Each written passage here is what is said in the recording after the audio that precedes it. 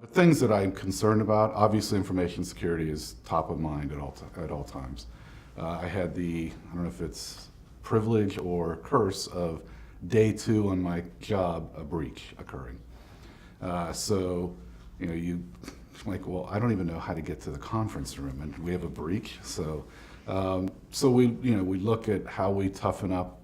We had some immature process we had to clean up. So security is always top of mind. Then it's things like usability. Providers wanting the system to perform better, be more reliable. We had some downtimes, we had some older hardware. So there's just a lot of work of kind of foundational 101 things we're working on right now to make the system better, to make it more reliable, fix our wireless. And then after that, it gets to be the fun stuff, analytics, innovation, the things that we're working on, taking all this data we have and making it usable.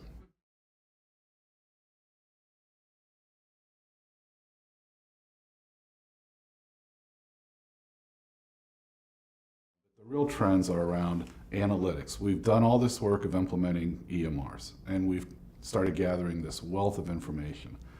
How do we now do something with it that's outside of just, well, I showed up, the doctor looked and said, yeah, you still have high cholesterol, take your medicine.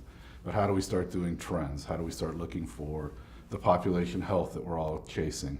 How do we look at our clinically integrated networks? So it's not just our information, but those of our physician partners in the community that might be on totally separate EMRs. And how do we integrate all this data so that we have a holistic picture of you as an individual and then as a population of folks experiencing similar things?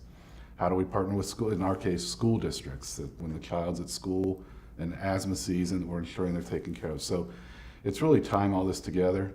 And then being where I'm at, we're also looking at innovation. So how do we find these small startups that can solve a niche problem and experiment and try it, and if it's scalable, move it to the rest of the organization. It's then, what do I do with this? Because if I just give you a report, you already have a full-time job. Yeah, thanks for the report, Dana, and it goes into the trash can. It is, here's the information, here's the 3 pieces you need to be aware of, and here's what you should be doing based upon these 3 things.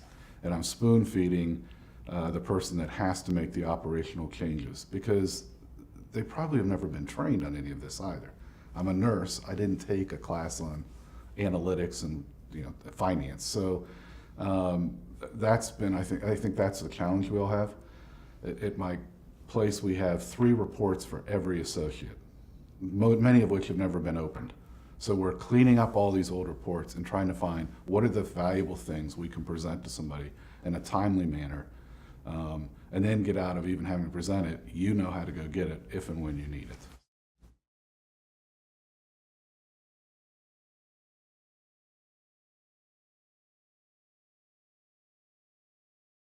Things I look for if we're going to bring in an external partner is, one, relationships always is number one. If I know the firm or I know the person, that's an advantage because I've had a trusted relationship with them. Integrity. If they've been shown integrity in the past, they're going to show it in the future.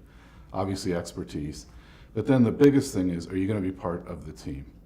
And so whenever there's someone that is working with the organization that maybe their paycheck has a different logo on it, what we're looking for is when you're here, you feel you're part of the team. You're participating in parties with us, you're at the social events.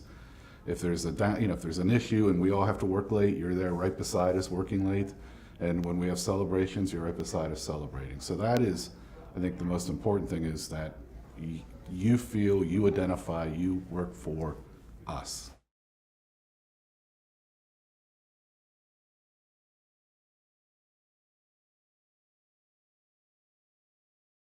So if we're moving in this direction, it's going to be very transparent to everybody. Here's what we're considering. The folks who are going to be impacted are going to be involved in the decision, involved in the transition. We're going to ensure that the team that would be here or Nashville is wearing children's logos and getting the newsletters and everything, so they feel very connected to the organization. And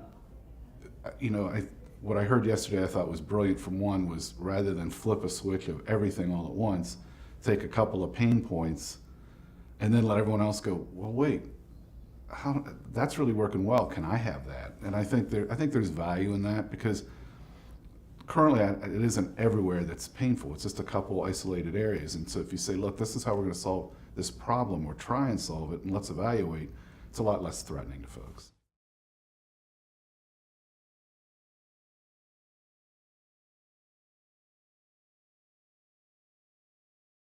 I feel having a brick and mortar facility is vitally important, and I'll give you a couple examples why from my own job. When I started at my current employer, we walked in and we're having issues with help desk performance, and they were allowing help desk folks to work from home. Well, they were not logging in, they would go to take care of their kids, and our performance was dismal. We made everyone come back in-house. Similar to the tools you have here, the boards, the monitors, we put those up where we can see what people are doing, and within 30 days, performance is dramatically different.